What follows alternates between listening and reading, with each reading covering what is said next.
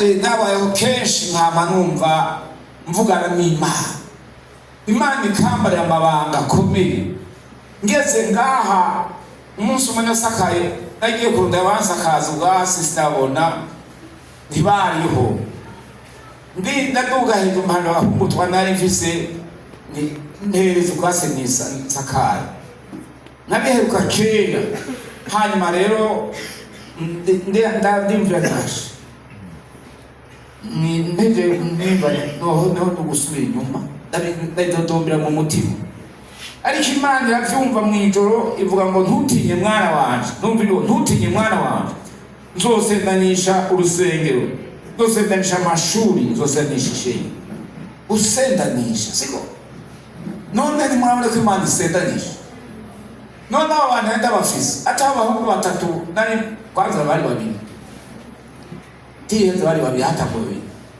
Nabo nyene gabako n'abakozi bambare ndi hari mushitsi. Ariko ubu aracabajya babiri. Amashengero ntiyakwiye nidufise ibihumbi n'ibihumbi. Hajya mu gisagara sinagiyeho hanyuma ngiyeho ndiye kurondera mustande ba mustande yaje kuwa kabiri haje bakabura matari. Ngo ndaba yagiriye amabanga ndabare ntibazonze ko baca bahagarika amashuri. Abantu bakabanja gusenga. Ngo ndagomba ko tumenyana.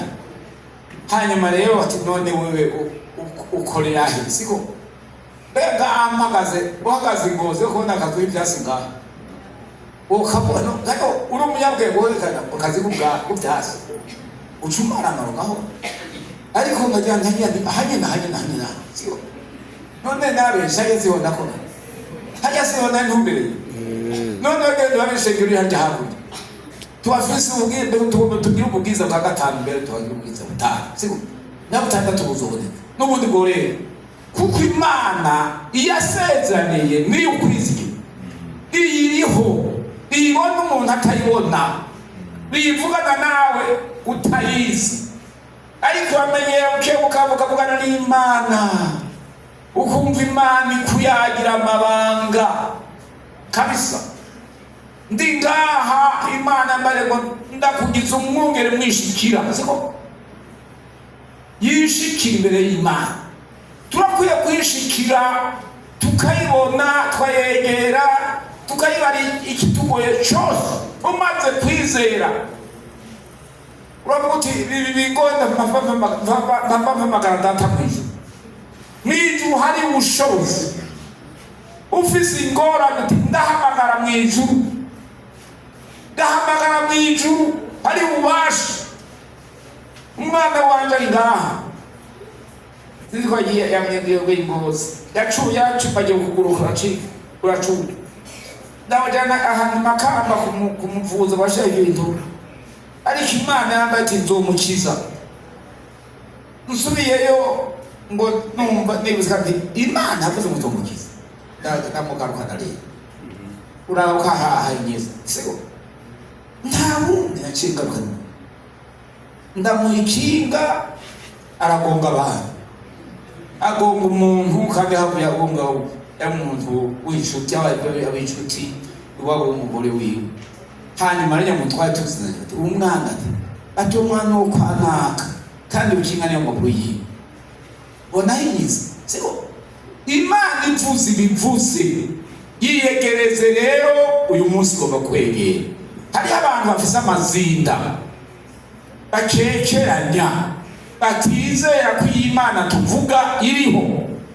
Wiyegereje neza n'umutima wose n'ubwenge bwa bwose n'ukwizera gukuze n'urukundo rwinshi Imana yakwegera ikagushaka ibiganza ikakubarira ugakira. N'uyu munsi Imana iracyakora. Ngiye mu Rwanda kwivuza Imana yavuganye nanje amasaha maremare ngishitseyo nawe ndayagana Imana. Ariko mu minsi bagomba kumpara ahantu hari akantu bashizeyo ku mutima mpemerako Imana yatakunyagira amabanga ibi nije nabikubareye mwana nije bigeze mwana banotinye nzokuzigama minsi yawe uracayifise siko none ubona ko ntambuka ngendagenda mu minsi iheze ariko nabwo nakantu nakomereza ariko ahandi namaze imyaka ngenda mu tukweto tw'utuguru nari mbese uburyo birata ariko Imana twaravuganye irambara kw'izo ngizo bambara ati sinze mu mafi haragwaye ngo ntibazoshe kwita Dawidi Imana bati ntuzobiza kubu barapima ati yo bakurungike muri Dubai niho bazokuvura ndahamagara mu ijuru ndabibaza Imana yavuga ati hariya ndahafise abanyabwenge ariko mfise abanyabwenge ndabanyabwenge badahonda bazi ariko ndafise abanyabwenge basumba hano bamaze iminsi ati batumako ati n'ubutuma ko mu Canada tukurungike muri Israel ni naho nyine baguhamagara mu ijuru bayimaze ko Imana ibyemera ibyo bihumbi n'ibihumbi nafize ibyo Imana yavuga ngo Israel n'ijana yishizeho cyose yafuta siko hanyuma aho nagenda mbyimagurika nafashe umwanya wo kuvugana n'Imana mvuganye n'Imana none mvuganye n'Imana zo mbyimagurika kubera Imana twavuganye basi kuva muri yo mezi ndaciye ugeze umunsi nta muri kiratu neza kuko nahamagaye mu ijuru birateba ariko wizeye yashoka yiyegereze rero mu maganya yawe mu bukene bwawe mu vyiyumviro vyawe mu magogo ufise aho urivigana umuntu amurigana akayahagarukira ejo agapfa siko ariko yihamagaye irakwitaba kandi uzobikora yiyegereze rero kwiyegereza ni iki kwihana icyaha cyose inzigo yose akazikira ubupagane urwango ububi bwose bwo mu muntu isi yose iri muri wa mubi amashetani yatibuwe hasi mwisi yosha abantu ni menshi ariko umuntu yihaye Imana azosinda wiyegereje urihamagara uri hafi kwiyegereza uri hafi abikugoye ugahamagara mwiti ndatewe ndabara siko Imana iciza tugomba duhamagara Imana mu gusenga uyihamagarira iki uyifuza iki uyigomba kwiki uyikeneye kwiki wewe nawe ndimanga ntacyo ukenye ngo nukutamenya Imana urayikeneye rwose mu buryo bwinshi kukurinda icyaha kukuzigama kuguha intege n'inkomezi kuguha urukundo kuyikurikirana kuyizera kuzopfa ukazuka imbere y'urupfu hari amagorwa menshi ariko dufise mpemu atuma ukwizera kwacu gukura ukabona Imana neza kwiriho n'ubushobozi bwayo birivuga ngo urupfu ruzotubera icyanze ruce muzigo ega mu rupfu n'ubusinzira jewe maze kongewa iminsi kenshi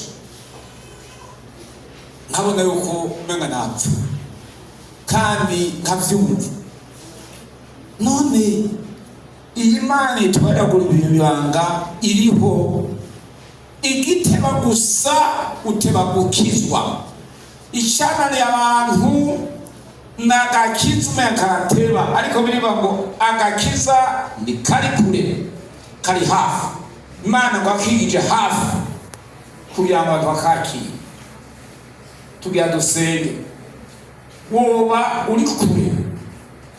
uri kure rero uje mu byaha nikunda kuyegera niko yabaye Mose yaramubariye akikamye abonye igisaka kandi kidatemuka atari bwiye akibona akikamishwa no kujya kureba ati ndakajya katabonese ajya kugira urusaku yumva ijwi riva muri icyo gisaka muri uwo muriro Mose rimutse